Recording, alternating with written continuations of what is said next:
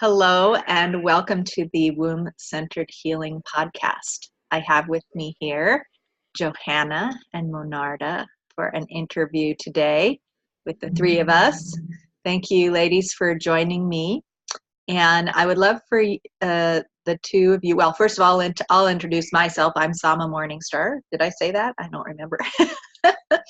And I'm just so excited to talk to the two of you.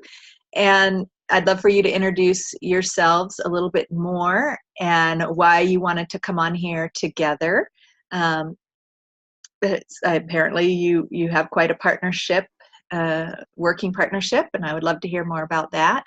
And what womb-centered healing means to you in your work and in your lives. So we can start out there.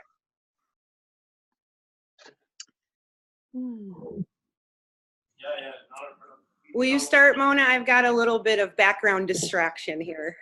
Sure. So I am Monarda Thrasher.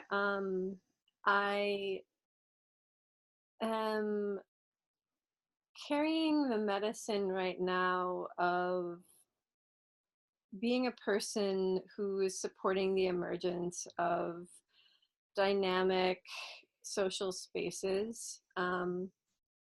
Spaces that really focus on the healing work that happens when people come into relationship with one another and work on practicing new ways of being, new ways of dreaming, new ways of telling stories.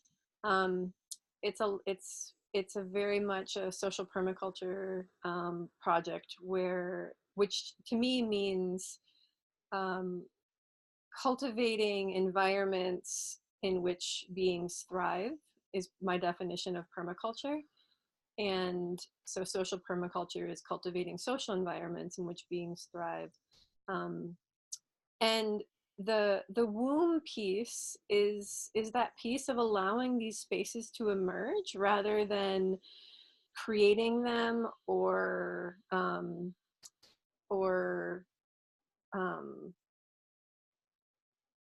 controlling them or planning them or designing them.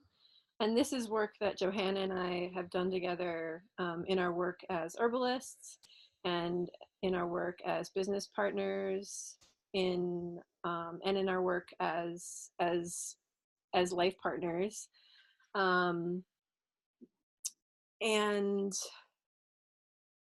We've been doing this work for about 7 years together. Beautiful.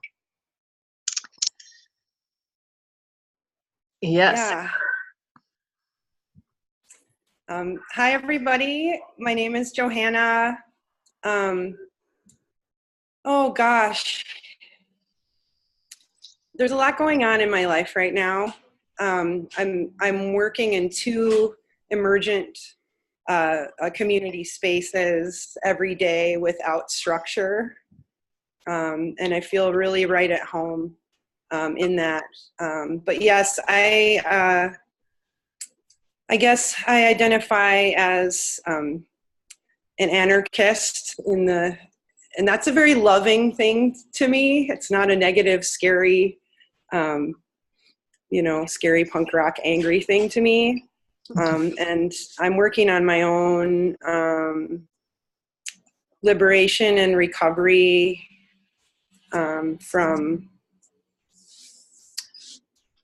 all of the false insanity that is happening in our society. So, and then really I'm very focused on like the radical art part of that, of like sharing my vulnerability, sharing where I really am, telling my story. And of course my focus on this changeant work of being someone who is working on scaling down but also finding my voice and giving up the chains of silence that I've given up. So I'm very much immersed in a project of sharing myself via something I call the Freedom School right now. So yeah, and Monarda and I have been working together for about 7 years, and it has been a wonderful, wonderful experience to work in partnership and to develop intimacy and, safety, and then to grow to grow into ourselves together and support each other in uncovering, in healing, and in what we're sharing. And like Monarda alluded to, like, we come from a place where we really were very much immersed in everything needing to be structured and have a business and sell it to the world and all of these things. And I think we're abandoning that need to rush, need to force, need to have it all figured out before we walk forward. And that to me feels like a very, feminized or womb-centered way of acting. Like, I'm pulling all these threads together in my life that are like, what if we didn't compartmentalize all these different pieces of our lives, and the kids were there, and everybody was there together, and we didn't separate all these different parts of our lives, because one of the big lessons of our project was about human scale. So I'm not just trying to describe the project, like, this is very personal to me, of like how I get up every day and what I'm tending to, what I say yes to, what I respond to, and then opening that up as a conversation to anyone else who wants to participate. And so much of our lives and our work in the Wild Pharmacy Project and beyond are about like going through this stuff and trying it out and then sharing it with each other. And that feels very natural. Like it's a natural process rather than something we're imposing how we should do it. So to me, that's, I guess, my limited understanding of how I might describe the transition from when we met to now, of being more womb focused. So hopefully that gives people a little picture of what I'm about. Well, and then my job is to ask more questions and ask for clarification around terminology. It sounds to me like both of you have studied a lot of things like social permaculture and systems that are sort of liberating systems, or the anarchist approach to things, and that you might have some languaging that even I'm not as familiar with as I might like to be. And so I would love for you to share more about some of the things that I think I have an idea of what you're talking about. The one that pops out for me right now in connection when you started sharing about Johanna, when you were sharing about the womb-centeredness, or the focus of the womb, the relational quality of that. You mentioned human scale. Could you share more about that? Now, I have a sense of that as an herbalist, in that for a while, I explored using essential oils. And then when I realized that the quantity of the herbal constituents in one drop of an essential oil is not something that I could garden and harvest and process in my kitchen, right? In my normal human kitchen, I would need special fancy equipment. I'm not an inventor. I don't have a ton of financial resources to purchase a home distiller. There's all these things that it's not human scale for me to use to make my own essential oils. And so I said, wait a second, I want to use things that I want to make products that are something that I could grow in my garden. And yes, it might be something that grows in a different, I might want a particular herb that doesn't grow in my climate. But if I lived there, I could grow enough of it to make whatever I was making. So I've been leaning away from essential oils and more towards human scale, because that feels like it's healthier for my body if it's something that I could if it's a quantity and something that I could imagine myself interacting with. And so, for example, also I like to use sunflower seed oil because I feel like that's something I could grow. That's a plant that I'm familiar with. They're nuts that I eat. I could see myself devising a way to process the sunflowers and squeeze the nuts to make my own oil, much more so than olive oil, for example, where the seeds are much harder and it seems like a much bigger endeavor. So but I could be wrong. And anyway, those are my ideas around human scale right now. And I would love for you to share about your ideas about that and how that connects us to this more womb-centered way of relating with each other and our work. Either one of you. Yeah, that's so beautiful, Sama. And I mean, that really mirrors our own pathway of starting out, learning a little bit about herbs and then diving in and whoa, to all these things. But yes, the essential oil. So there certainly is that aspect to human scale, localizing, foraging.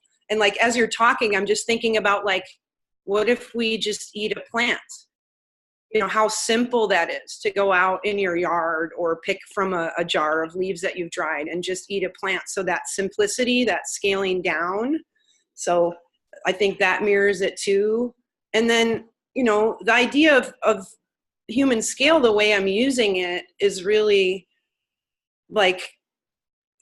can I maintain this? Is it sane to run a business and drive all over the place and do all these things? Where is the scale where we're actually tending to each other or to our real needs and our wholeness? So what comes up for you, Monarda? Yeah, it's that tending piece, right? And I love the story that Salma brought forward of the plants, because I see that very much in our work as tea makers and as herbalists. Johanna and I started a project together where my interest and passion and love for growing the plants and working with the plants directly, coupled with her passion and love for blending them into teas.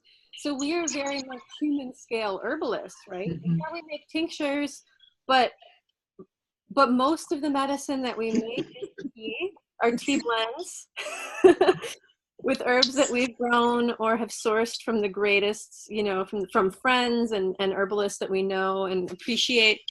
And then we eat a lot of weeds. We make batches and batches of pesto.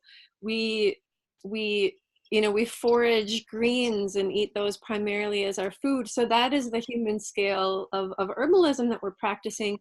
And what I see with that is that piece that I'm really working on, which is when one or two or three people gather, what needs to be tended right now? And usually a cup of tea is going to support that tending, because when you have a cup of tea, you get to see all of those beautiful plants together. If it's a loose leaf tea, which that's what I'm talking about, you get to heat the water, you get to smell it as it's brewing, you get to watch it change color, you get to let it infuse. It's a whole ritual making tea, and that's in my mind a human scale way to use medicine, because it's tending to what needs to be tended to right in this moment. And it's a ritual, right? Which what Johanna and I have seen a lot of in our work is that it's these teeny tiny rituals, which is what needs tending in the moment. And that's that womb piece, that piece that if I'm not tuning into my womb and into my intuition, I'm going to miss that I have an opportunity right now to have a little ritual with myself, whether it's making a cup of tea, whether it's taking a breath, and remembering to center, whether it's lighting some cedar and whatever else is in my latest blend, whether it's going out and picking a piece of cedar, whether it's offering my moon blood to the earth. And so one of the pieces too that I've been working on and holding, and this is maybe the next thing, this isn't necessarily human scale, is the idea of demystifying both herbalism and ritual. Because, before I came on this journey of doing ritual, I just felt like, I don't even know how to do that. I don't know what that means. And now that I'm doing it, it's like, oh, it's just breathing with a prayer. Yeah. You're sharing about tea gave me inspired some insights for me around how what we're sharing about human scale and ritual in herbalism, this simple practice of coming together around a cup or a pot of tea or several cups of tea together, that is also what's happening between us through our wombs and through our bodies as we come together and as we share our voices, as we just sit in each other's presence. There's a steeping that can happen. There is a blending that's happening of each of our different flavors, where our roots are in our lives and in our places of origin, our ancestry, all of that for each of us is pulling up a different set of nutrients. All of our experiences are influencing our unique flavor as a person.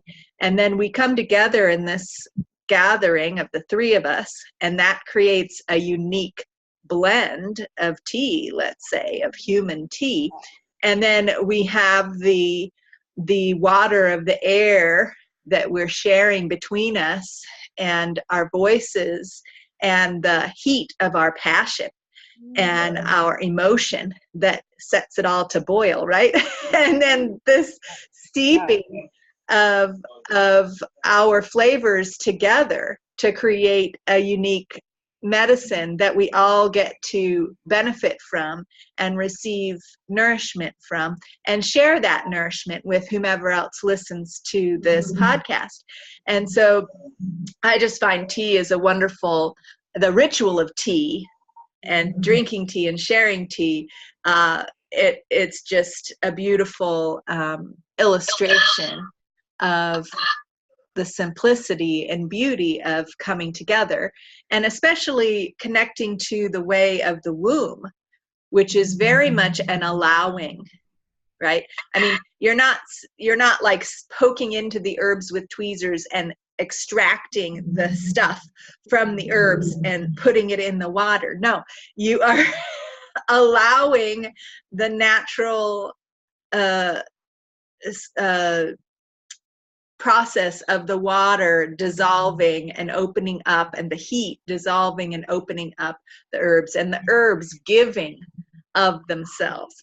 And so when we come together, our natural passions and heat of our connection and emotions and chemistry and dynamic that we have as humans helps us to exude and to give what's needed. And I know that that's true for especially if we're gardening our own plants, if we have relationships with our plants because they're mutually beneficial. I'm giving my moon blood to my plants. My plants are learning about me through my moon blood and through the water from my washing machine and from the water from my kitchen sink.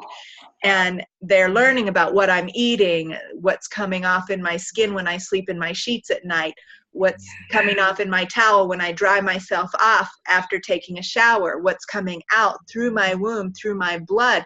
The plants have all this information about me. and they receive my care and my nurture when I, clear weeds that might take nutrients from them, and when I make sure they have water through the dry summer.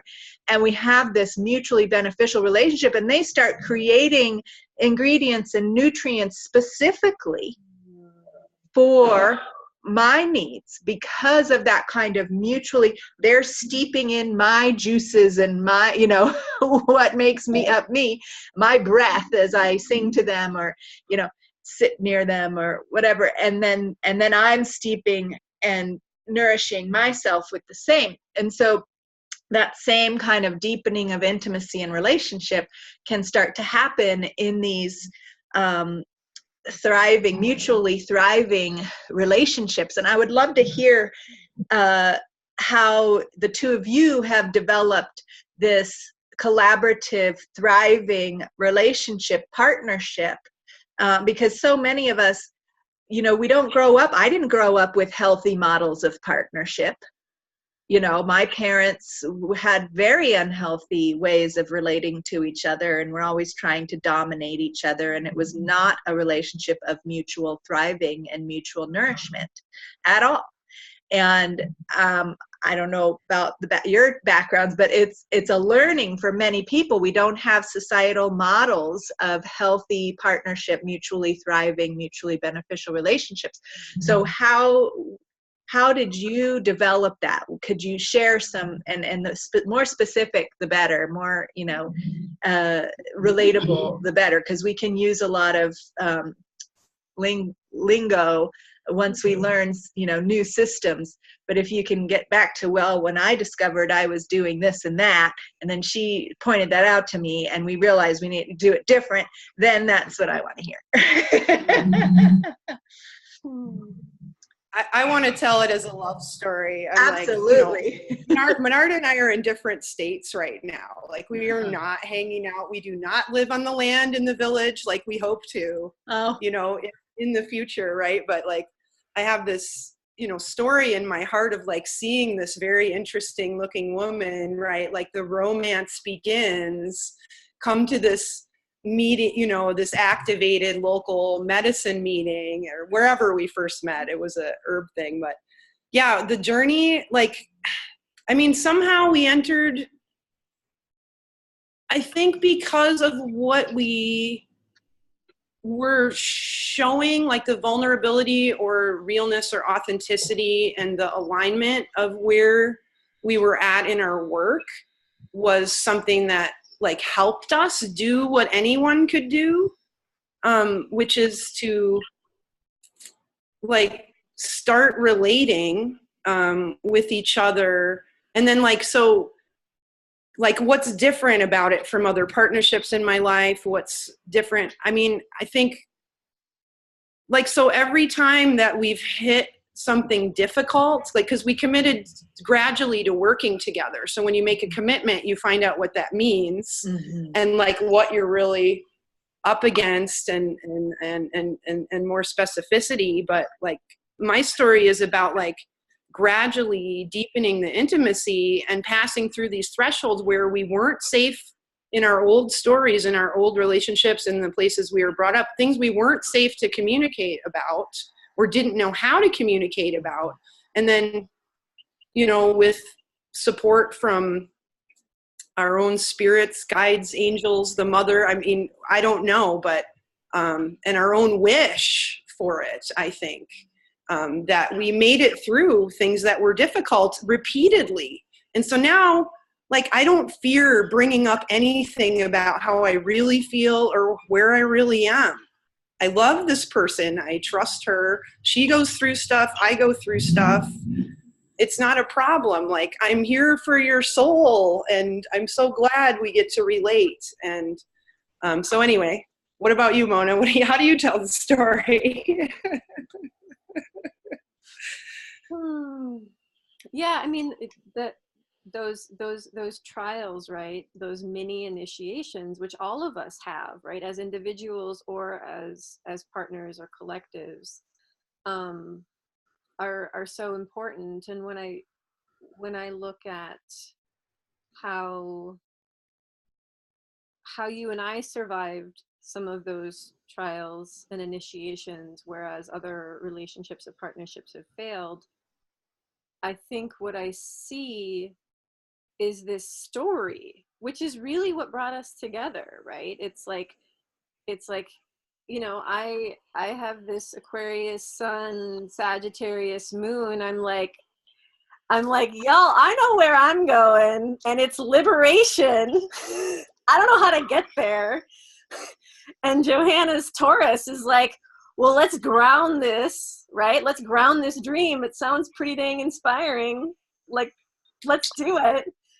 I mean, that is what got us through everything, like this trust of like, yes, it's going to be okay. Yes, you know, this dream is not about individual liberation, right? I mean, so much of it is about the spiritual connection that we have, about being able to use the same words when, you know, we haven't studied religion or spirituality together. But you know, I use a lot of Buddhism to frame my journey. Johanna understands and is fluent. I don't even know when you studied Buddhism or how, you know, and there was something else that I was going to say. But it feels like that dream that we have, that we know as individuals we're not going to give up on ever, the collective liberation. And our partnership just works for it. I think that the fact that, you know, that we're platonic life partners definitely makes it easier. And that's what I was going to say. And I really see, I was reading in the Yes magazine about the different communities where people have longevity. And one of the things that they said from the community that they studied in Japan is that they hold non-sexual relationships as high as they hold sexual relationships. That friends, there's not a hierarchy. And that, I think, actually is what really has solidified our relationship, is not that we're not sexual, but that we both believe that this is a partnership as much as any other, you know, partnership is a partnership, and that it started as a business partnership and it formed into something else, and we allowed it to transform. And because we carry so much of this contrary medicine, we don't need it to look like whatever we're told it relationships, friendships, sisterhood needs to look like. We can write our new story. Okay, great. And so there's a few words that are popping out to me that I want to hear more about, and that I might have some insights about as well. And one is, I think the first one, so many. So the platonic partnership, or platonic life partnership, actually that is something that's quite new to me, that I don't think I have one of those. And I don't know that many people do. You know, it seems like, contrary to what you might see from what you talked about in Japan, I live in the US, and the most important relationship is supposed to be your life partner, that there's usually this implication that that's also your sexual partner. You know, relationships that might supposedly have equal value to that are family relationships. So children, or, you know, parents, or, you know, sisters, brothers. But there's a hierarchy definitely in there as to who is supposed to be the most important, and which partnership you invest the most time and energy and spend the most time with. And so having a platonic life partner is not something that's ever happened for me within all of that, although it sounds lovely. And I wonder, I'm curious how you went from being business partners, where you had an initial meeting around a specific thing around herbs, I'm assuming from what you said, and came up with a business idea and decided to work on it together. And then how you went from that to realizing that you were platonic life partners. That seems like there must have been a process there of developing greater and greater intimacy and commitment with each other, and that it might have been gradual. It might, I mean, did one of you present the other with a ring, or what happened? You go first, Mona. Okay. Well, it was me who was like, Johanna, I think that like you're my partner. And she was like, oh, I don't remember exactly what you said, but it seems like it that was about a year ago, maybe, I think. Maybe a little longer. Yeah. So what, the description really is I think the only way that it's different from like your best sister friend is that there is this commitment, that I'm in it for the long haul. Like we have talked about having an adoption ceremony for ourselves and other folks. Where we are doing an initiation that's similar to a marriage, where we're saying yes, like we're on this journey together as family. And I think the transition was, it was just noticing these kind of rules about what a friendship looks like and the boundaries, just noticing them fall away, right? At one point I was like, I want to practice income sharing with you. Why not? Right? And we're already doing it as a business, but let's just get more vulnerable with it and be really honest that there's emotion there, and that it doesn't need to be like within this kind of masculine program of like, we're financially vulnerable in a business. Let's be financially vulnerable in a feminine way, where there's different rules and we don't know what they are, but let's find out. And we lived together for a time, and that was really intense, really difficult, but good, good for us. And that we're those people for one another, where we can call them whenever we need to, and they often answer. And I think one of the big things is that it doesn't, for me, we got over the hump of codependence. And I think that's when I think for me, that's when I was like, oh, this is a life partnership. Because up until that point, there was still a level of codependency where something that she would do would affect me in a way that was harmful to me. And then I got to the point where I was sturdy enough with myself in our relationship where I could say, I don't need to struggle if you're struggling. Yeah, I think that's my story. Do you have anything to add to that, Johanna? Because I have more questions. Just briefly, just that like this is all happening in a process of our change at work, of our, like as we're realizing that everything we're doing is a synthesis. We can't relocalize healthcare on its own, like as like this little island in the midst of all the other stuff going on. So there's that happening. And then our own either soul calling or the earth pushing us to like do things in a more womb-centered way. And like, it's just really hard to, like, we're developing who we are and expanding ourselves as beings and in partnership and so on. It's like increasingly difficult to work within structure, like business structure and all these things. So we made a shift where like, okay, like we love each other. We've established that we really think we're awesome. Each other is awesome. And like our business is a mess in this way or that way. So we started focusing on being human beings and supporting each other as human beings, which we were already doing, but that became the focus. Like we stopped being quite like the focus being dominated on the project, what we're doing, how we're managing being in Babylon, patriarchy stuff.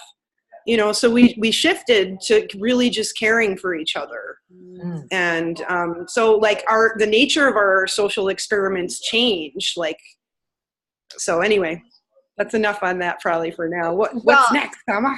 There's all kinds of threads of conversation that I see, and this is, I think this is my personal form of anarchy, is that I just blossom out with all of these ideas, and I want to follow that thread and that thread and that thread, and it, you know, and then I'm looking at the time and there's another appointment coming after that, you know. So, Tama, let me just tell you, both Johanna and I are really skilled storytellers. So if you just list all of your questions, you'll weave them together. Okay, so I want, all right, perfect. I want to hear more about contrary medicine. Okay, and I want to hear about the last couple of things you just said, Johanna, about that you were going to start to, and then you paused and said, where are we going next, Sama? I really want to hear what that was. It was just so quick. You said a couple of terms, a couple of words that I couldn't even sink my teeth in yet, but I was getting ready to. So, and how, but this whole idea of caring for each other and having that become the focus, because that sounds like something I can really steep in my work, and that feels like, oh, whoa, what if that was the focus? What if I didn't have to work out all these complicated details, because I'm following all these threads with all these different people and weaving all of these connections. And do I have to have you know, trying to come up with a delineated agreement, and, you know, between each person that's a business agreement, right, with a set system of, you know, it doesn't seem to fit what I'm doing. And when you said, what if we focus on just caring for each other as human beings, it was like,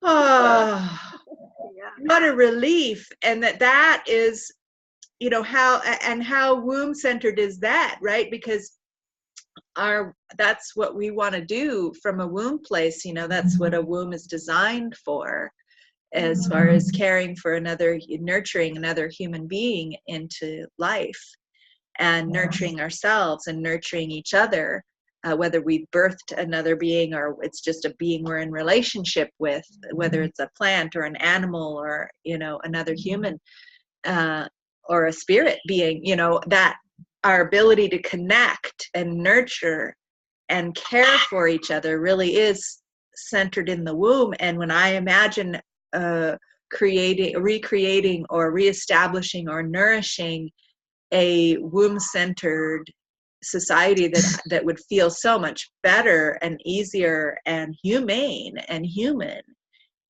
to live in and to thrive in, it would be one in which that was all everyone's focus, is caring for each other as human beings. So I would love to hear more about that, you know, and where this contrary medicine business comes into, because you always say that. I've seen you write about that, but I want to hear what that really means. Can I want Mona to talk about contrary medicine, and I'll pitch in. But before that, I'm really feeling called to like talk about like this caring that we are learning how to do for ourselves and other selves, self here, self there. And like, so one of our project terms that we, and maybe other people created too, is the change in sea. So I'm sitting in a change in sea right now, which is a space that's created to tend to community and to do something different. So there's 2 spaces in this town right now in New Mexico where I am, where like we're just like, we've been told by the local grandmothers and our own spirits in the earth to like feed people, share stuff, and create space for something different to happen, for what, like to tend to what's needed. And I'm working with another extreme anarchist character in this town, another potential life partner. I might have more than one, but certainly a very, very dear sister friend who really doesn't structure her life at all. And it's rare to meet people like that. But that shift from we will structure, like it was taking so much energy to live and try to manage all this structureness. So we're getting a lot more comfortable with not doing that and tending to what's needed. So I had to say, like, we're doing this on the ground with other people too, not just ourselves, right? We have this depth with ourselves, but we do it everywhere. We do it when we're teaching. We do it when we're at farmers market. You know, we do it on Facebook as much as we can. So, yeah, and we're in the process of learning how do we care? What is this heart for? And it does relate to contrary medicine. You bet.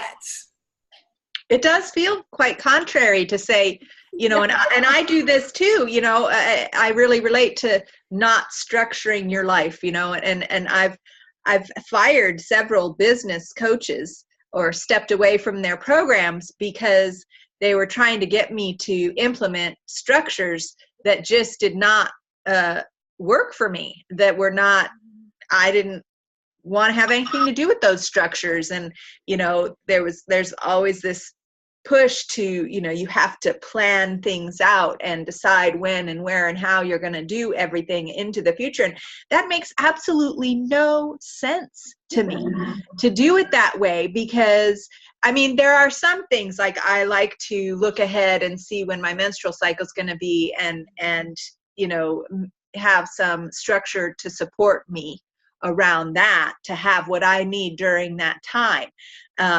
But all of my structures that I do implement in my life are about giving myself more and more unstructured time and holding a container for what's unstructured. So like these interviews, for example, people, when I invite people to be a guest speaker, they're always asking me, so what are we going to talk about? Can you give me a list of questions you're going to say? And I say, well, no. We're going to get together for that period of time and have a free-flowing conversation about the inspiration of the moment. And most of them go, oh, great.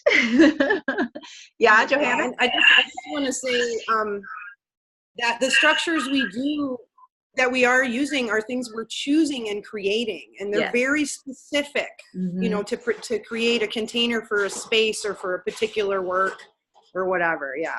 Yeah, and that choice, having that choice, is very contrary, because we can tell 2 different stories. Like for me, you know, part of my income is doing massage therapy at spas, and they have very set structures, even though I'm an independent contractor and I'm supposed to be just renting space, right? But they still have, they're going to prefer the renters of space that fit their structures over somebody who's not fitting their structures. So it behooves me, if I want to rent their space and have their influx of clientele, to fit their structures. And I've recently said to my husband, okay, I'm limiting how much I involve myself in those preset structures, because I prefer to live my life within the structures that I'm creating, because they tend to what I want to tend to much better than the structures of this other organization that I just don't buy into the stories that are being told. Now, I could tell myself a whole different story and say, you know what, I need their structure to take care of me for whatever reason, financially or whatever, security, whatever. I could come up with a good story about that. And my husband still isn't convinced that that story isn't really what's happening, right? That I shouldn't just get back to that one, right? But I'm like, wait, but I want to put my faith and my trust and my energy and my attention into these other structures that I'm creating, that I'm just boiling over to see what kind of tea is made with these ingredients. Yeah, and like, so like the old story structures, patriarchy, etc., like they're made to concentrate energy away, right? Like we're talking about building structures that actually feed and generate. Like the womb is a generative thing. It creates energy and life rather than, you know, refining it or sending it somewhere or concentrating it into a poison or Yeah. So I want to talk about the contrary medicine. Yes, do. So my understanding about contrary medicine, and I learned this from my main mentor right now. It was this summer when she took me on a spiritual journey to an island in Lake Michigan, and she like within a half an hour of picking me up, she started talking about contrary medicine, and I was just like, what? And the whole time I'm just like, this is who I am, who I've always been. This is why life feels so hard for me so often, because no matter what I do, I always do things wrong. Even when I'm trying to do things right, I do them wrong. Why does that sound familiar? I know. I mean, Sama, as you're talking, I'm like, most herbalists carry contrary medicine. It's just the nature, right? The contrary medicine is this medicine that says, hey everybody, just wanted you to know that there's other ways to be doing all these things, like mainstream medicine, like capitalist economy, like living in single family homes, like having a hetero monogamous relationship, all sorts of things. And so for a lot of us, for me, I've had so many people tell me, why do you always have to do things the hard way? And I didn't realize until recently that even when I try to do things the right way, I just end up like messing them up. And some of it feels like it's by choice, right? Sometimes I am like, no, this, gift economy, I'm doing it, right? But like there was a ritual that I was in this summer where I went in and I was supposed to go moonwise, right? Counterclockwise. And I thought we were doing a clockwise ritual. So I went clockwise and it was like, oh, just so funny. Well, what I hear you talking about too, these, those basic assumptions about how we're supposed to live life, what's the right way to live life, and those are just assumptions that many people just fall into without even asking ourselves, and I've fallen into many of them without asking ourselves if that's what we really want, if that's what we really want to support, if that really even feels any good to us.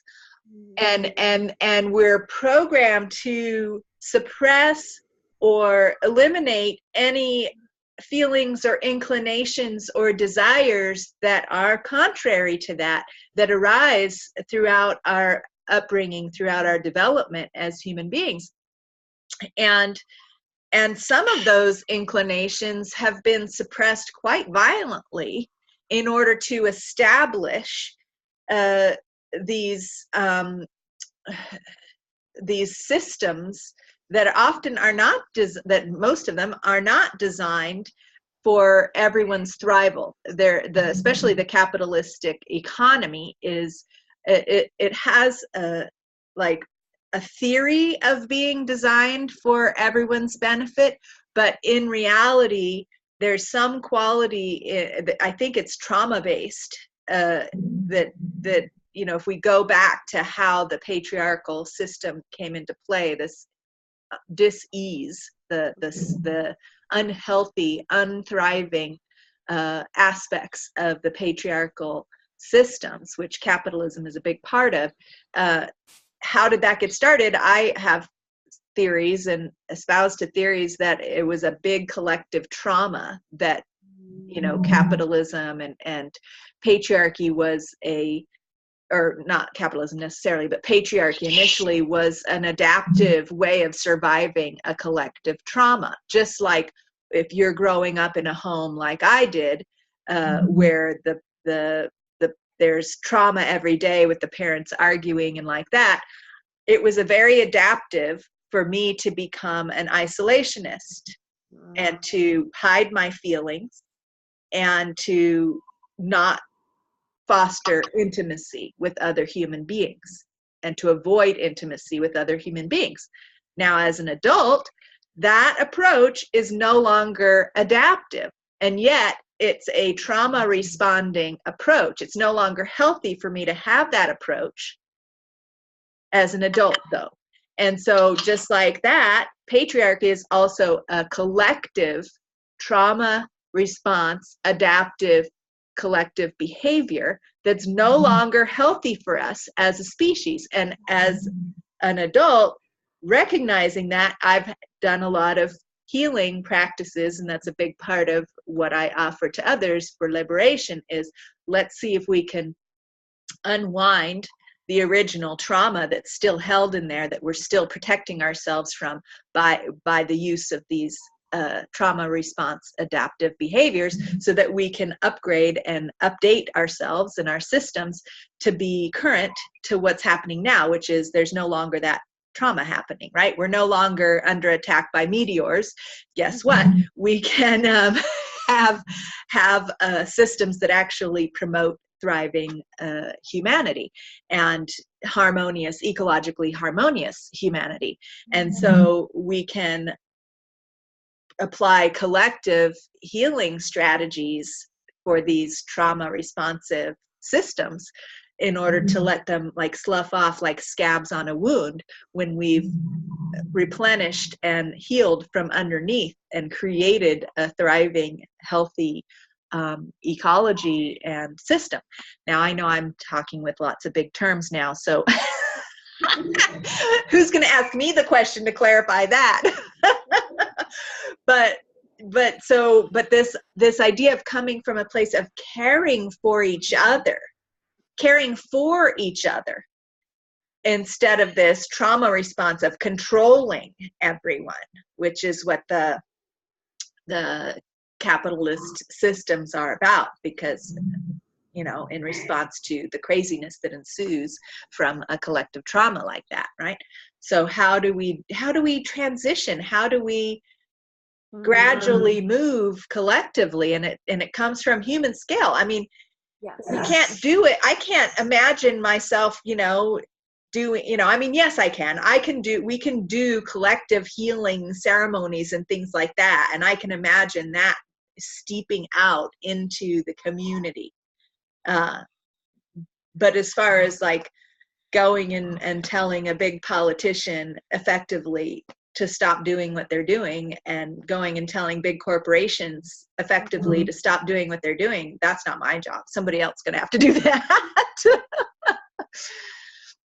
Yeah, so I want to just describe a little bit about the social spaces that Johanna and I have been practicing with emerging, and this does answer that question of how do we do it. Mm-hmm. A lot of people feel really intimidated by the vastness of this healing that is needed. Yeah. And what I think I've seen from my partnership with Johanna is that, at least on my end, I very much see it as like it was an experiment, right? Mm-hmm. Like I had lots of traumatic, traumatic little t traumatic relationships that didn't go well, and it was like, okay, I'm going to experiment with this person that I trust and see if I can do it in a different way. So it was less about like, the normal thing that I, just from the very beginning, the normal way that I come into a relationship, and really just looking at that piece of like, can I experiment? Can I play? Can I practice? Mm-hmm. And those are the 3 words that I use a lot with my healing journey. It's like, it is play. I'm playing with concepts. I'm trying to introduce more play and fun into my life with kids, play with everything, practice. Like, I'm not perfect at any of this stuff. And when I want to introduce a new skill or a new story, I have to practice it first before it takes root. And then the experiment, yeah, it's an experiment. Mm-hmm. Like, I don't know where it's going. I mean, as much as I like think, because I'm a Sagittarius, I'm like, I know exactly where we're going. Like, I don't know if it's going to explode. I don't know if it's going to turn into something beautiful. I don't know if it's going to rot and I have to skim off the top, compost it. And the experimentation piece really gives me permission to not worry about how it is imperfect. Mm-hmm. That's so important. And, if we look at how kids learn and become adults, it's through play. And that gets, there's some belief system somehow that we're supposed to get serious at some point, right? And that adulthood is no longer about, thank you, Johanna, for the thumb to the nose on that one, right? That adulthood is that we've somehow at some points we're supposed to know what we're doing and get things right straight out the bat anytime, even if we're trying something new. And that, and which really limits us from being able to try actually new things. Many people stick with what they already know, and that's what keeps us stuck in structures that aren't really working, because we're afraid to try something new because of this belief that we're supposed to already know what we're doing before we even try it. I teach all kinds of things like yoga and self-healing processes. And like for yoga, one of the biggest things that I hear people say is, oh, I can't do yoga because my body hurts too much. And I'm like, well, that's like saying you can't speak Spanish because you don't know how to speak Spanish, so you can't go to Spanish class. It's like you have to start somewhere, and having your body hurt is the perfect place to start to try something new and learn how to move your body in a way that it doesn't hurt so much. But there it is, that belief. Yeah, go ahead, Johanna.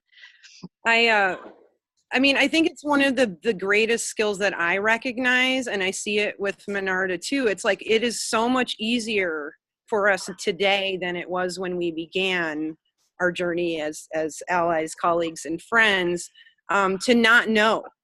Like we developed so like being in the space between stories, letting things emerge, right? It's like we're getting comfortable with I don't know what to do, but like it's not just, we don't just stop there, we stay engaged and like curious and in the play. So those all go together. And I just wanted to say another piece about contrary medicine, just to add, I'm backtracking a little bit, but like there, like what my spirit calling is right now and what the earth is telling me is like, be humble and speak up, right? It's like I have to abandon perfection.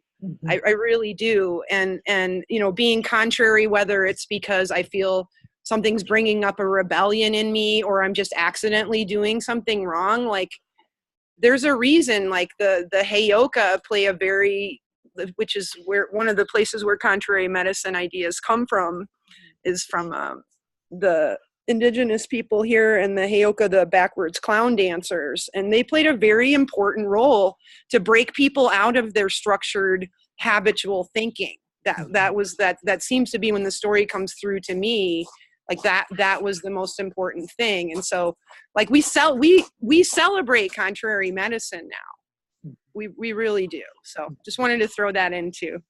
Yeah, I think I celebrate contrary medicine too, and I didn't realize it. So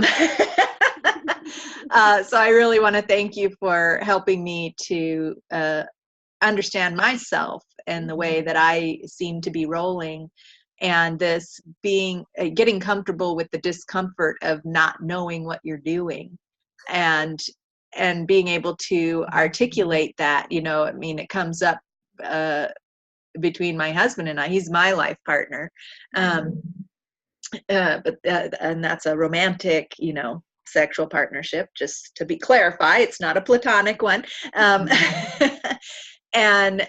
that partnership, where there's differences in how we roll, there's aspects that need to be tended to, and I'm constantly reminding him that it's okay to be in that discomfort of not knowing what's going on, which is really important for him, for his growth and all the things that he's doing and stepping into new and uncomfortable places and not knowing how to proceed and all of that. And that's been a practice we've had for many, many years through yoga and spiritual teachings that emphasize that.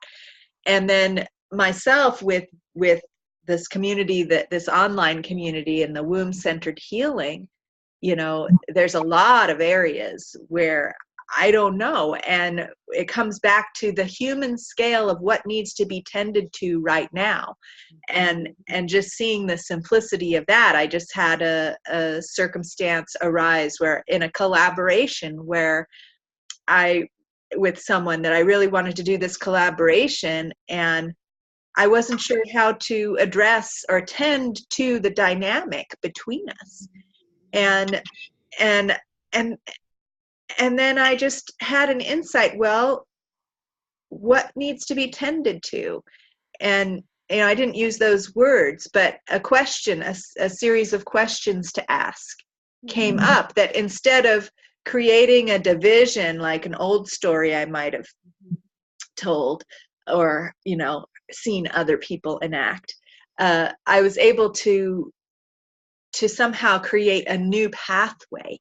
And I feel like that's something that I'm blessed with an ability to do in places where I see other people falling into the same old story sometimes, and so you have to be contrary to do that. Yes, I'm getting that. It's like, am I one of those backward dancing clowns? Is that what Oh my goodness. So I really want to thank the both of you for sharing these insights here on the Womb-Centered Healing podcast and reminding us of these simple human scale practices that we can do each day. Just to recap, it feels like making tea, right? Being the tea. We can be the tea bag in our life, or the loose leaf tea in our lives. I prefer a loose leaf tea, actually. So can I be all of my ingredients floating around in the fluids of my life and creating nourishment for myself and everyone? That to get comfortable with contrary medicine, with not knowing, and centrally and feeling to me like really important is the caring for each other, this womb-centered, this womb-like state of being, of caring for each other and having that be the biggest priority over anything else, any other system or structure that we might engage with, that becomes the center. So that's womb-centeredness, caring for each other centeredness. So thank you so much for bringing these ideas and practices to all of our attention. What a lovely tea we've made. So I would love if any of our listeners would like to get in touch with either or both of you. Is there a way that they can do so? I just want to say that I live in the desert, and it's just sprinkling rain randomly from a small cloud as a blessing right now. I'm really grateful for that. Monarda and I's current group entity that we've been working on for 7 years is called the Wild Pharmacy Project. You can find Wild Pharmacy on Facebook. It's 2 words, Wild Pharmacy with an F, pharmacy as in a farm. Oh, gotcha. And then wildpharmacy@gmail.com. You can reach us there as well. There's a lot of other projects. I'm on Facebook, very public, so is Monarda. So you can try to track us both down through, we're friends with Sama on Facebook. All right. Beautiful. Beautiful. And if you want to learn more about the Womb-Centered Healing Temple, which is the online space that that I have been called to not know how to create, except in each moment, tending to what needs to be tended to, then please go ahead and reach out. You can sign up to get updates and notifications at wombcenteredhealing.com.